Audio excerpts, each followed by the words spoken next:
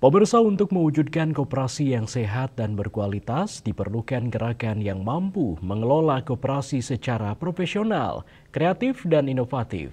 Selain itu, para pengurus koperasi juga harus memiliki integritas yang tinggi.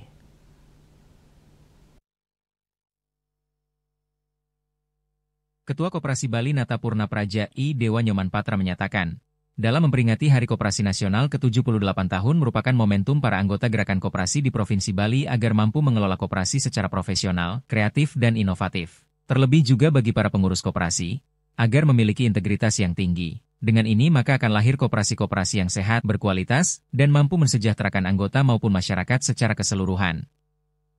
Ini kunci yang utama.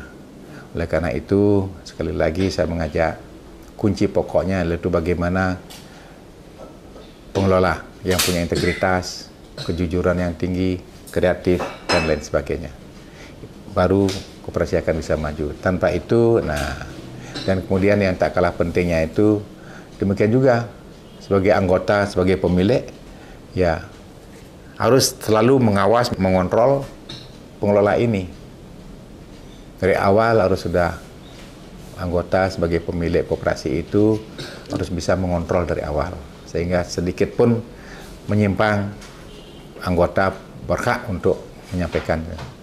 Karena kita harapkan sekali koperasi-koperasi di Bali itu bisa memberikan manfaat kesejahteraan pada anggotanya. Seperti diketahui, koperasi merupakan ujung tombak pemerataan ekonomi dan pembangunan berkelanjutan. Andika Bali TV.